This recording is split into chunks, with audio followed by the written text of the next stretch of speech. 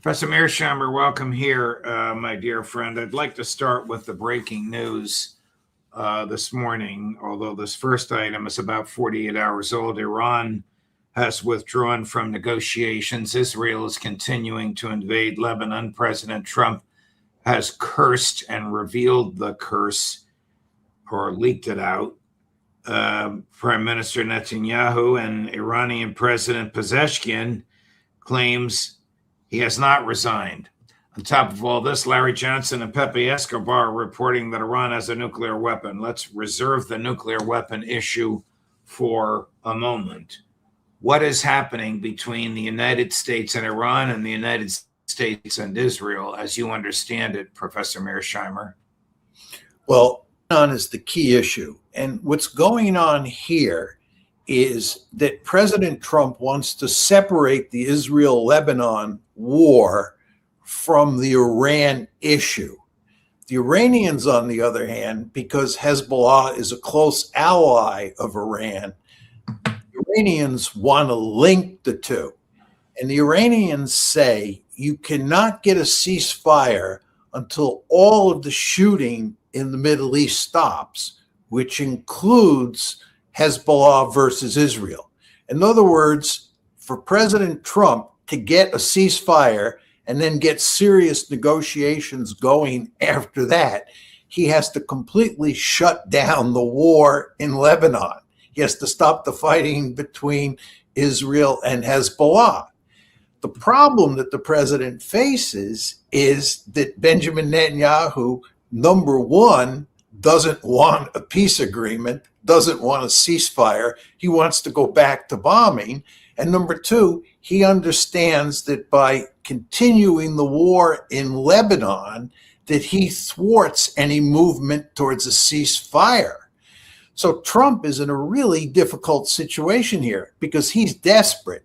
And it's very important to understand. He is desperate to shut this war down and get the ceasefire in place and then get negotiations going. But he can't do that because Iran has made it such that the war in Lebanon has to be shut down at the same time before the ceasefire can kick in. And of course, Netanyahu, therefore, is at odds with Trump over what's happening in Lebanon. And Trump has been trying to get Netanyahu to cooperate with him, but Netanyahu has, in effect, given him the finger. And this is what prompted Trump to lash out at Netanyahu and a number of, I think, high-level Trump advisors to go to Axios and tell them about this phone call, all for the purpose of putting pressure on Netanyahu. Chris, let's run the full screen start one. So this is what Axios reports. Someone in the room with Trump overheard him say, I won't use the actual word, "You're effing crazy." Trump fumes at Netanyahu in call on Lebanon. "You'd be in prison if it weren't for me. I'm saving your ass." This is Trump to Netanyahu last night. "Everybody hates you now. Everybody hates Israel because of this." Netanyahu posts the following. It basically tells Trump to go take a hike. "I spoke this evening with President Trump and told him that if Hezbollah does not stop firing at our cities and citizens, Israel will strike terrorist targets in Beirut. This position of ours remain unchanged. Concurrently, the IDF will continue to operate as planned in southern Lebanon." All right, hold off on the further full screens, Chris. Trump says the IDF has turned around. Netanyahu says the IDF will continue. Who do you believe, Professor Mearsheimer? Well, there's no question that Netanyahu will try to continue the war in Lebanon, whether it's bombing Beirut or attacking in southern Lebanon. And those are two somewhat different issues. It's very important to understand that. And I wouldn't be surprised if Netanyahu ends up agreeing not to bomb southern Beirut, but nevertheless continues to fight in southern Lebanon, south of the Litani River. But the point is, Netanyahu does not want to concede to Trump's demand to stop the war altogether, to have a genuine ceasefire in Lebanon. Because as I said before, he sees this war in Lebanon as a way of undermining any movement toward a ceasefire, and certainly any movement toward a final deal between Iran and the United States. So he basically has an in-your-face attitude towards President Trump at this point in time. And you see that reflected in what you just put up on the screen. But here's the problem. The problem is that the international economy is heading toward the precipice, right? It's heading toward the edge of the cliff. And Trump is desperate to get some sort of settlement right away and get oil and gas and other products flowing through the Strait of Hormuz. But he can't do that until he shuts down the war in Lebanon, because that's the clever strategy that the Iranians are employing. So what you see is that Trump is upping the pressure on Netanyahu. And I believe that with the passage of time, that pressure on Netanyahu will just become greater and greater, because the consequences of not shutting down the war in Lebanon and getting some sort of ceasefire and opening up the straits could be disastrous for the international economy. Do you believe that these quotations from Trump and Netanyahu were said in earnest or just performative? Oh, I think that Trump would speak like that too. I mean, it's sort of typical Trump language. And I do believe that Trump is greatly frustrated by his dealings with the Israelis in general and Netanyahu Netanyahu in particular. How could it be otherwise? So I think Trump actually said this. What I think is very interesting is if you read the Axios piece, it appears that there were three separate people who told the reporter what had transpired in this conversation. This tells me that the administration was very interested in telling Barak Ravid, the reporter at Axios, exactly what happened, making it clear that Trump was furious and sourcing the story with three different individuals. So there's no mistaking that Trump is reading Netanyahu, the Riot Act, at this point in time. Can Trump control Netanyahu as he boasts he can? Can he stop the invasion of Lebanon with a phone call? Well, if he is determined to do that, and the people around him are in agreement that this has to be done, he'll do it. And I've long argued that the only thing that will get him to do that is the threat of the international economy going off the cliff. And the problem here is that as every day goes by, more and more people are saying that we have to shut this one down very soon. And if this goes on into August, it could have catastrophic consequences for the world economy. And Trump absolutely doesn't want that to happen for obvious reasons. I'm sure everybody viewing the show understands that. We cannot allow the international economy to go off a cliff. And that means that Trump has to put enormous pressure on Netanyahu. And he clearly has the levers. I mean, Israel is so dependent on us at this point in time that if Trump ever decided to play hardball with Israelis, he could quickly bring them to their knees. There's no question about that. It's just that up to now, no president has ever done that. Will Trump do it? I think the only circumstance under which he'll do it, as I've just said, is if the international economy is going to go off a cliff if he doesn't do it. You know what I'm going to ask you next, John. What about the lobby? Well, it'll be a case of the lobby be damned if the alternative is going off the cliff. That's the point. The lobby is immensely powerful. I'm the last person in the world to dispute that. And I think for the time being, the lobby will continue to exert great pressure on Trump not to cross Netanyahu. And I'm sure he got lots of phone calls after this story was leaked. But at some point, the lobby is going to lose its influence, and Trump is just going to have to lash out at Netanyahu and coerce him into stopping the war. But look, let's assume that happens. Let's assume that we get a genuine ceasefire, The question you then have to ask yourself is whether you think the Israelis will stick to that ceasefire over time, or do you think that they'll do everything they can to sabotage it? And I would bet a lot of money that if Trump can coerce them now, if he can play hardball with Israel and with the lobby and get a genuine ceasefire, I think the Israelis, working with the lobby, will go to great lengths to undermine that. Does the lobby have leverage on Trump other than financial? Does the lobby have dirt on Trump? I have no evidence of that. All I would say is that it certainly appears that that's the case. I don't think I've ever seen a president who is as subservient to Israel as Donald Trump is. It's really quite remarkable.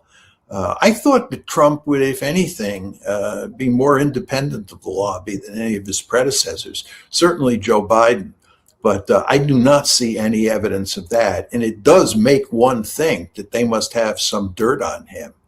And given what we now know about the Epstein files, and given what we know about President Trump's close relationship with Jeffrey Epstein, it certainly is possible that the Israelis have a lot of dirt on Trump, and they're using that to blackmail him. But again, I don't know that for a fact. Will Turkey Israel take as much of Lebanon as it wants?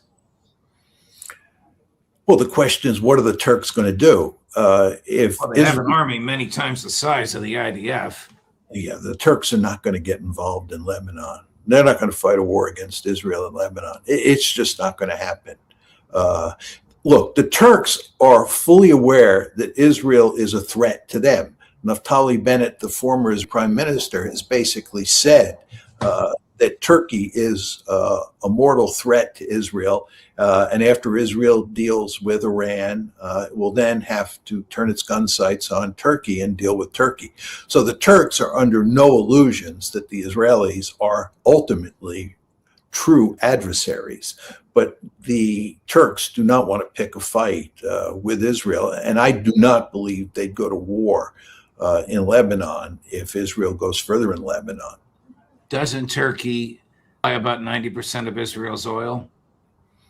That I don't know. I think the number is probably too high, but I'm not sure what the percentage is. All right. I mean, I'm just trying to probe your thoughts about whether there are economic levers as well as military ones that Turkey can pull.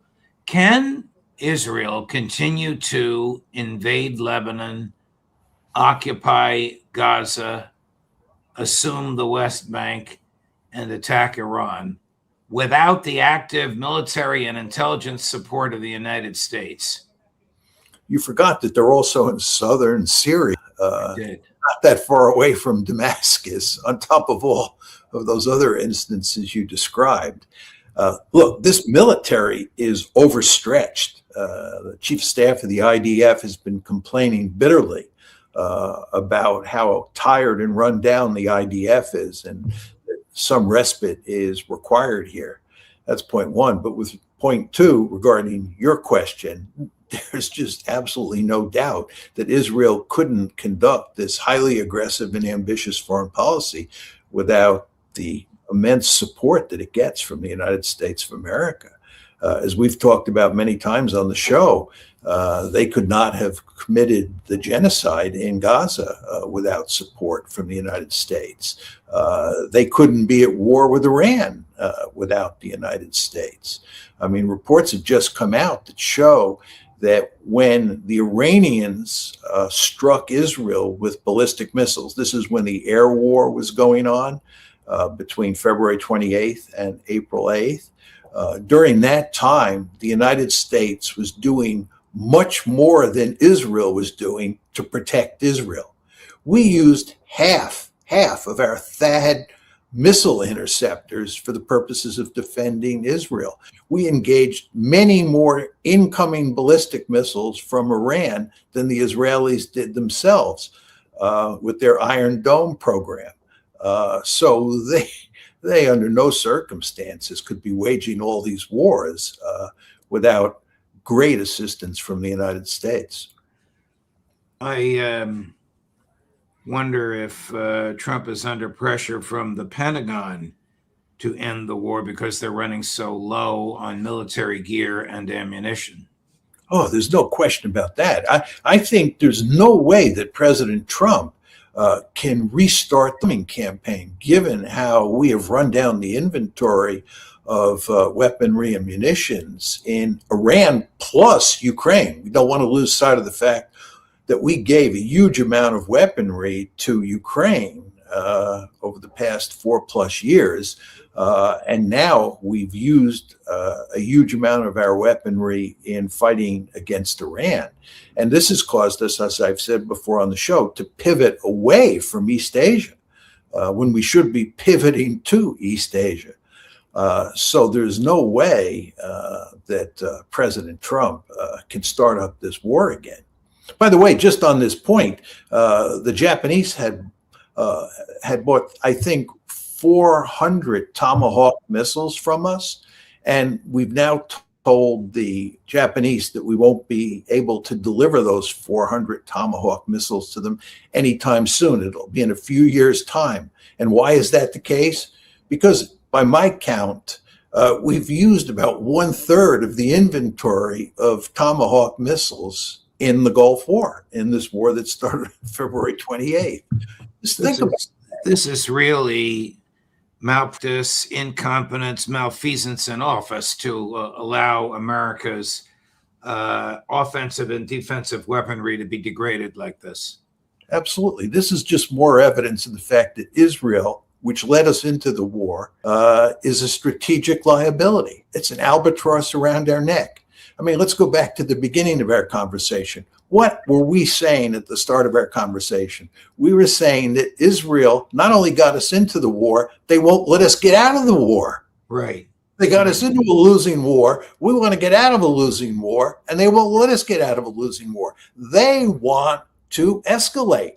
They want to restart the air war against Iran. And we cannot afford to fight the air war again against Iran. So Israel is a huge albatross around our neck. And now the National Defense Authorization Act for 2027, a 1,000-page piece of legislation that very few members of Congress will read before voting in favor of, basically funds the Pentagon, also has some, I guess I can't call them Christmas tree ornaments, but it also has some goodies in there for the Israelis.